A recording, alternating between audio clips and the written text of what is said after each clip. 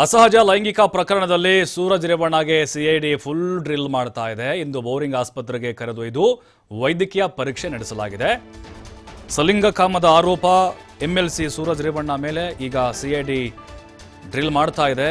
8 ದಿನಗಳ ಕಾಲ ಕಸ್ಟಡಿಯಲ್ಲಿದ್ದಾರೆ ಸೂರಜ್ ರೇವಣ್ಣ. ಬೋರಿಂಗ್ ಆಸ್ಪತ್ರೆಗೆ ಕರೆದುಕೊಂಡು ಹೋಗಿ ವೈದ್ಯಕೀಯ ಪರೀಕ್ಷೆ ಮಾಡಿಸಿದ್ದಾರೆ. ಇದೇ ವೇಳೆ ಮತ್ತೋರ್ವ ಸಂತ್ರಸ್ತನಿಗೂ ಮೆಡಿಕಲ್ ಟೆಸ್ಟ್ ಮಾಡಿಸಿದ್ದಾರೆ. ಅಂದರೆ 2ನೇ ಸಂತ್ರಸ್ತ ಇವನು. ಬೇಸರದಲ್ಲಿ ಪೊಲೀಸರ ಜೊತೆ ಹೊರಟು ಬಿಟ್ಟರು ಸೂರಜ್ ರೇವಣ್ಣ. ಅಟಲ್ ಆಸ್ಪತ್ರೆಯಿಂದ ಬೋರಿಂಗ್ ಆಸ್ಪತ್ರೆಗೆ ನಡೆಸಿಕೊಂಡು ಕರೆದೊಯ್ದಿದೆ ಖಾಕಿ ಪಡೆ. ಸಾಕು ಸಾರ್, ನಡೆದು ಸಾಕಾಗ್ಬಿಡ್ತು, ನಂಗೆ ಸುಸ್ತಾಗ್ಬಿಡ್ತು ಅಂತ ಸೂರಜ್ ರೇವಣ್ಣ ಪೊಲೀಸರ ಮುಂದೆ ಆ ನೋವನ್ನು ತೋಡಿಕೊಂಡ್ರು. ಒಂಥರ ಮುಜುಗರ ಆಯಿತು ಸೂರಜ್ ರೇವಣ್ಣ ಅವ್ರಿಗೆ. ಅಲ್ಲಿ ಅಟಲ್ ಬಿಹಾರಿ ವಾಜಪೇಯಿ ಆಸ್ಪತ್ರೆಯಿಂದ ಬೋರಿಂಗ್ ಆಸ್ಪತ್ರೆಗೆ ನಡೆದುಕೊಂಡು ಕರ್ಕೊಂಡೋದು. ಬಹಳ ದೂರ ಏನಿಲ್ಲ. ಆದರೆ ಅಲ್ಲಿ ವೈದ್ಯಕೀಯ ಪರೀಕ್ಷೆಯನ್ನು ಮಾಡಿದಂತಹ ನಂತರದಲ್ಲಿ ಸೂರಜ್ ರೇವಣ್ಣ ಬೇಸರದಿಂದಲೇ ಪೊಲೀಸರಿಗೆ ಬಿಟ್ಬಿಡಿ ಸಾರ್ ಅನ್ನೋಷ್ಟರ ಮಟ್ಟಿಗೆ ಹೋಗಿದ್ರು. ಸೂರಜ್ ರೇವಣ್ಣ ವಿರುದ್ಧ ಅಸಹಜ ಲೈಂಗಿಕ ದೌರ್ಜನ್ಯ ಕೇಸ್ಗೆ ಸಂಬಂಧಪಟ್ಟಂತೆ ಯಾವುದೇ ಕ್ಷಣದಲ್ಲಾದರೂ ಕೂಡ ಹೊಳೆನರಸೀಪುರಕ್ಕೆ ಕರೆತರುವಂತಹ ಸಾಧ್ಯತೆಗಳಿದ್ದಾವೆ ಸೂರಜ್ರನ್ನ. ಯಾಕೆಂದರೆ ಸ್ಥಳ ಮಹಜರು ಮಾಡಬೇಕಾಗಿದೆ. ಅದರಲ್ಲೂ Gannikada farm house world wide famous ಆಗಿಬಿಡ್ತು. ಗನ್ನಿಕಡ ಫಾರ್ಮ್ ಹೌಸ್ ಪ್ರಜ್ವಲ್ ರೇವಣ್ಣ ಕೇಸ್ನಲ್ಲಿ ಮತ್ತು ಸೂರಜ್ ಕೇಸ್ನಲ್ಲಿ ಈಗ ಎಲ್ಲ ತಯಾರಿಗಳನ್ನು ಮಾಡಿಕೊಂಡಿದ್ದಾರೆ ಪೊಲೀಸರು. ಸಾಕಷ್ಟು ಭದ್ರತೆ ಕೂಡ ಅಲ್ಲಿ ನಿಯೋಜನೆ ಮಾಡಲಾಗಿದೆ. ತೋಟದ ಮನೆಗೆ ಕರೆತಂದು ಸ್ಥಳ ಮಹಜರು ಮಾಡುವಂತಹ ಸಾಧ್ಯತೆಗಳಿದ್ದಾವೆ. ಯಾಕಂದರೆ ಈಗ ಗನ್ನಿಕಡ ತೋಟದ ಮನೆಯಲ್ಲೇ ನಮ್ಮ ಮೇಲೆ ಸೂರಜ್ ರೇವಣ್ಣ ಅಸಹಜ ಲೈಂಗಿಕ ದೌರ್ಜನ್ಯ ಎಸಗಿದ್ದಾರೆ ಅನ್ನುವಂತಹ ಆರೋಪ ಮಾಡಿದ್ದಾರೆ ಸಂತ್ರಸ್ತರು ಇಬ್ಬರೂ ಕೂಡ. ಈಗ ಕಸ್ಟಡಿಯಲ್ಲಿದ್ದಾರೆ. ಸ್ಥಳ ಮಹಜರು ಮಾಡಬೇಕಾಗಿದೆ.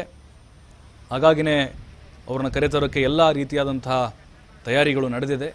ಅಲ್ಲಿ ಸಹಜವಾಗಿ ಕಾರ್ಯಕರ್ತರು ಜಮಾವಣೆ ಆಗುವಂಥ ಸಾಧ್ಯತೆಗಳು ಇರ್ತವೆ.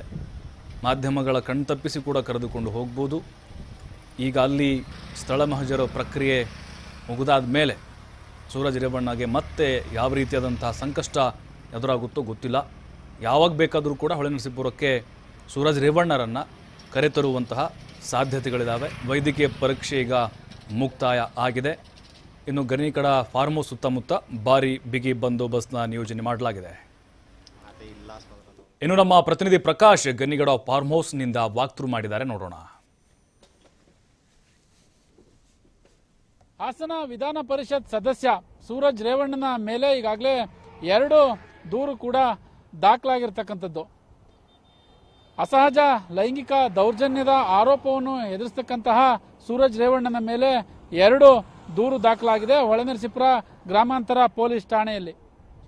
ಈಗಾಗಲೇ ಅವರಿಗೆ ಬೋರಿಂಗ್ ಆಸ್ಪತ್ರೆಯಲ್ಲಿ ಮೆಡಿಕಲ್ ಚೆಕಪ್ ಕೂಡ ಮುಗಿದಿರುವಂಥದ್ದು. ಯಾವುದೇ ಕ್ಷಣದಲ್ಲಾದ್ರೂ ಸೂರಜ್ ರೇವಣ್ಣನನ್ನು ಹಾಸನದ ಹೊಳೆನರಸೀಪುರದಲ್ಲಿ ಇರ್ತಕ್ಕಂತಹ ಗನ್ನಿಕಡದ ಫಾರಂ ಹೌಸ್ಗೆ ಕರೆದುಕೊಂಡು ಬರ್ಬೋದು. ಈಗ ನಾವು ಗನ್ನಿಕಡದ ಫಾರಂ ಹೌಸ್ನ ಮುಂಭಾಗದಲ್ಲಿ ಅಂದರೆ ಆಸುಪಾಸಿನಲ್ಲಿ ಕೂಡ ಈಗಾಗಲೇ ಇರುವಂಥದ್ದು. ಇದೇ ಗನ್ನಿಕಡ ಫಾರಂ ಹೌಸ್ನ ಮನೆ ಏನಿದೆ, ಈ ಮನೆಯಲ್ಲಿ ಲೈಂಗಿಕ ದೌರ್ಜನ್ಯ ಆಗಿದೆ ಅನ್ನುವ ಆರೋಪವನ್ನು ಕೂಡ ಈಗಾಗಲೇ ಇಬ್ಬರು ಸಂತ್ರಸ್ತರು ಮಾಡಿರುವಂಥದ್ದು. ಆ ಸಂತ್ರಸ್ತರು ಹೇಳಿಕೆ ಕೊಟ್ಟಂತಹ ಹಿನ್ನೆಲೆಯಲ್ಲಿ ಗ್ರಾಮಾಂತರ ಪೊಲೀಸ್ ಠಾಣೆಯಲ್ಲಿ ದೂರು ದಾಖಲಾಗಿದೆ. ಹಾಗಾಗಿ ಸಿಐಡಿ ವಶದಲ್ಲಿರ್ತಕ್ಕಂತಹ ಸೂರಜ್ ರೇವಣ್ಣನನ್ನು ಯಾವಾಗ ಬೇಕಾದರೂ ಹೊಳೆನರಸೀಪುರದ ಗನ್ನಿಕಡಕ್ಕೆ ಕರೆದುಕೊಂಡು ಬರ್ಬೋದು. ಒಟ್ಟಾರೆ ಈಗಾಗಲೇ ಇಲ್ಲಿಗೆ ಕರೆದುಕೊಂಡು ಬರಲಿಕ್ಕೆ ಸಿಐಡಿ ಪೊಲೀಸರು ಎಲ್ಲ ಸಿದ್ಧತೆಯನ್ನು ಕೂಡ ಮಾಡಿಕೊಂಡಿದ್ದಾರೆ ಅನ್ನುವ ಮಾಹಿತಿ ಲಭ್ಯವಾಗಿರ್ತಕ್ಕಂಥದ್ದು. ಇಲ್ಲಿ ಇಬ್ಬರು ಸಂತ್ರಸ್ತರ ಮೇಲೆ ಈ ತೋಟದ ಮನೆಯಲ್ಲಿ ಲೈಂಗಿಕ ದೌರ್ಜನ್ಯ ಆಗಿದೆ ಅನ್ನುವ ಆರೋಪಗಳು ಕೂಡ ಈಗಾಗಲೇ ಕೇಳಿ ಬಂದಿರುವಂತಹ ಹಿನ್ನೆಲೆಯಲ್ಲಿ ಯಾವ ಕ್ಷಣದಲ್ಲಿ ಯಾವ ಟೈಮ್ನಲ್ಲಿ ಬೇಕಾದ್ರೂ ಈ ಮನೆಗೆ ಸೂರಜ್ ರೇವಣ್ಣ ಹಾಸನ ವಿಧಾನ ಪರಿಷತ್ ಸದಸ್ಯನ ಸೂರಜ್ ರೇವಣ್ಣನ ಕೂಡ ಕರೆದುಕೊಂಡು ಬರಲಿಕ್ಕೆ ಸಿಐಡಿ ಪೊಲೀಸರು ರೆಡಿಯಾಗಿರ್ತಕ್ಕಂಥದ್ದು. ಒಟ್ಟಾರೆ ದಿನದಿಂದ ದಿನಕ್ಕೆ ಒಂದೊಂದು ರೀತಿಯ ತಿರುವುಗಳು ಕೂಡ ಸಿಗ್ತಾ ಇರುವಂಥದ್ದು.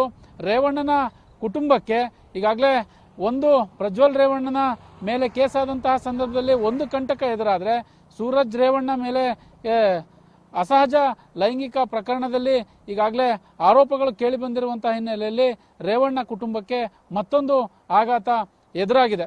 ಕ್ಯಾಮರಾ ಪರ್ಸನ್ ಕಿಶೋರ್ ಜೊತೆ ಪ್ರಕಾಶ್, TV5.